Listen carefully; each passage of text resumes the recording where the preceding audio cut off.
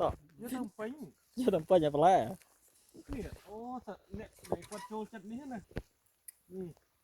โอ้ บางคนយើងចង់ញ៉ាំបន្លែអីអាចមកបាន ไปตื้อให้ ไปย่างอย่าลองทัดหน้า បន្លែនេះ ก็จะนุ่มๆไว้เนอะ ធម្មជាតិ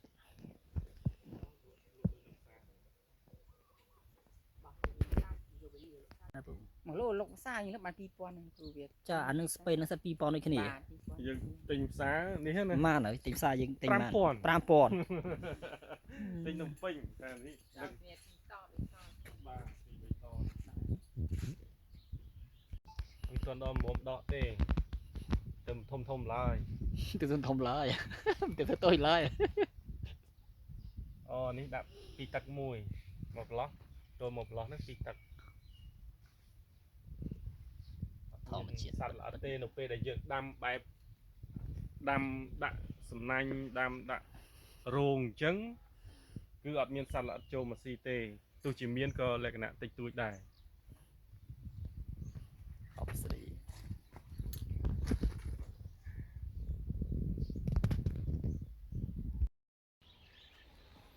បាទបងប្អូនណាត្រូវការបន្លែអីអាចកំងបានមានស្ពៃទឺហើយនិងស្ពៃកញ្ញាញ់ឥឡូវមកដល់ជាការផ្ទាល់នេះមើលម្ចាស់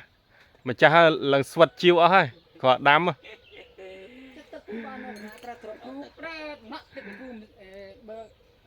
ខំដួងអាមុខអត់យើងប្រើក្រត់ដែរ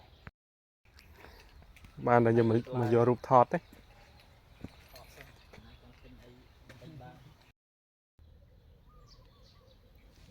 ខំសេរីបងអត់ដែលបានដឹងថាកលែងដំអញ្ចឹងស្អាតតែដែលដឹង